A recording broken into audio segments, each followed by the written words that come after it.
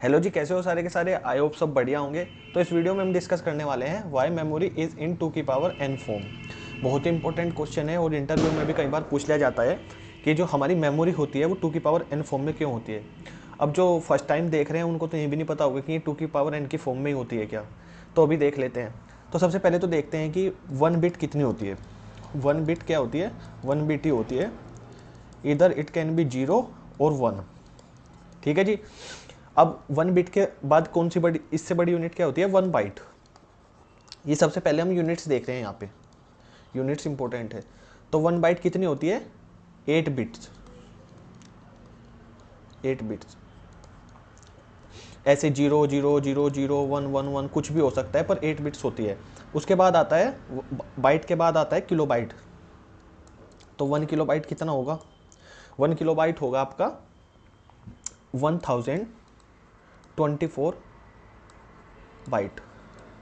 ये ध्यान रखना, यहाँ पे किलो से हम क्या सोचते हैं कि 1000 होगा, बट वो 1000 नहीं होता, वो होता है 1024। ये क्यों होता है? ये इसी कारण होता है 2 की पावर n की फॉर्म के कारण। ये बहुत लोगों को नहीं पता होता, वो सोचते हैं 1000 होता है, नहीं, बट यहाँ पे 1000 नहीं होता, वो 1024 होता है, 1024। अब 1 किलो बाइट देख लिया हमने। किलो बाइट से ऊपर कौन सी यूनिट आती है? मेगाबाइट। ठीक है जी। 1 मेगाबाइट कितना होता है? 1024 kilo byte. 1024 kilobyte.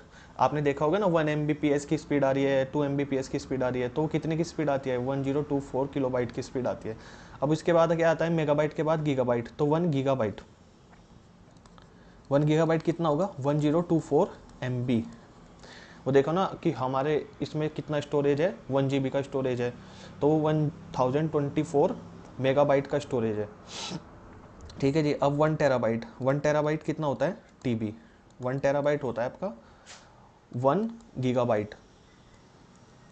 1024 gigabyte, sorry, 1024 gigabyte. तो हमने देख लिया यहाँ पे 1 बिट कितना होता है? 1 बिट ही होता है। इधर इट कैन बी 0 और 1। 1 बाइट कितना होता है? 8 बिट्स होता है। 0011 कुछ भी हो सकता है। 1 किलो बाइट कितना होता है? 1024 बाइट होता है। 1 MB कितना होता है? मेगाबाइट। 1024 किलोबाइट। 1 गीगाबाइट कितना होता है? 1024 मेगाबाइट।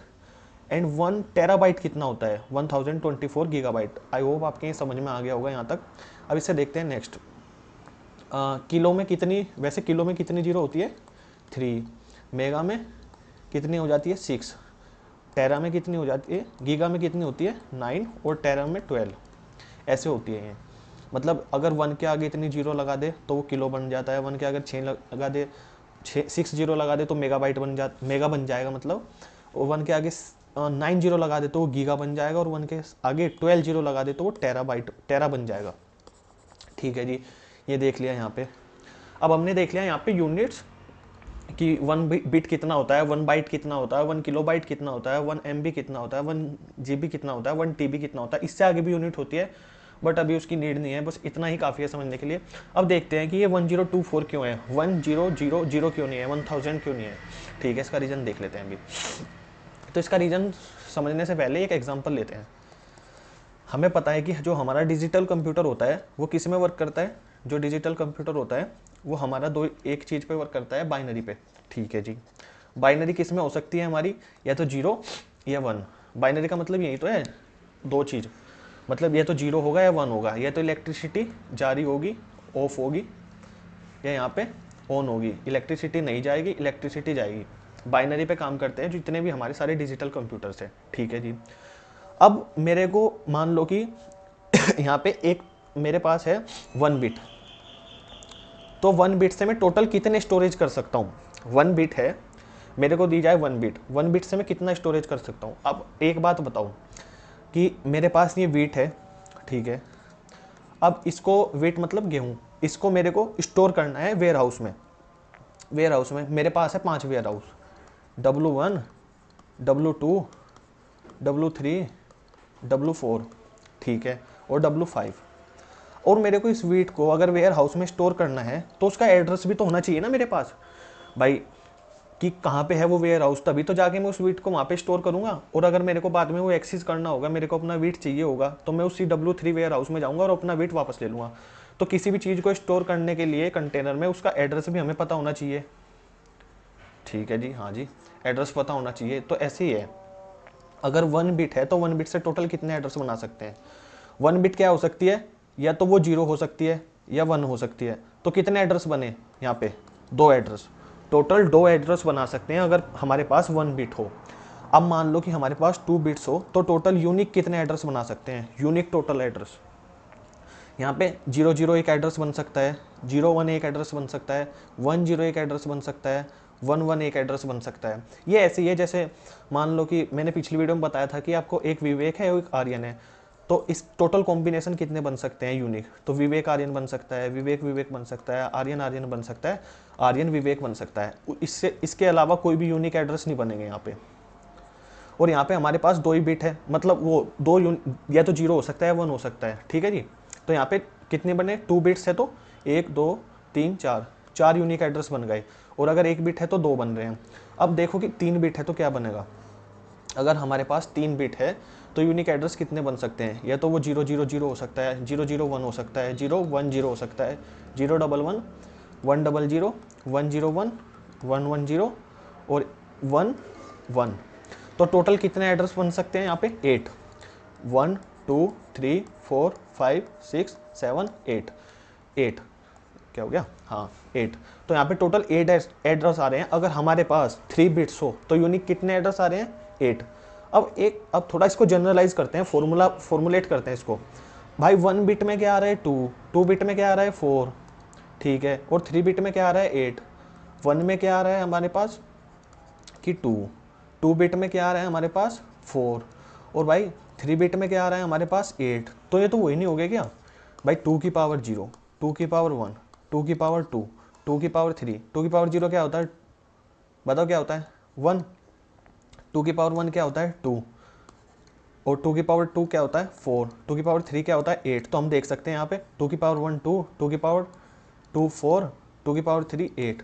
तो हम देख रहे हैं कि जो 2 की पावर n है ना, तो उसी फॉर्म में हमारे total number of unique address आ रहे हैं। अगर मेरे पास 2 की पावर n बिट है, मतलब n क्या है यहाँ पे? बिट्स।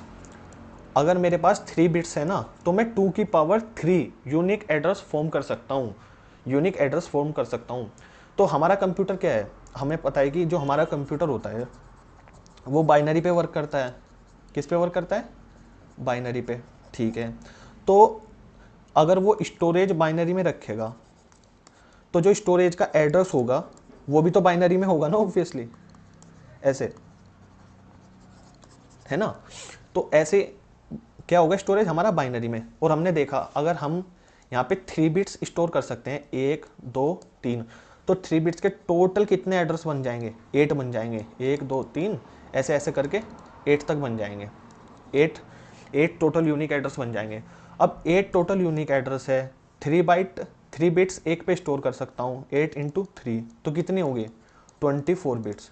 तो मैं 24 बिट्स डाटा स्टोर कर सकता हूँ अगर मेरे पास 3 बिट का 3 बिट 2 की पावर 3 बिट के 2 की पावर 3 बिट एड्रेस है तो, ठीक है जी।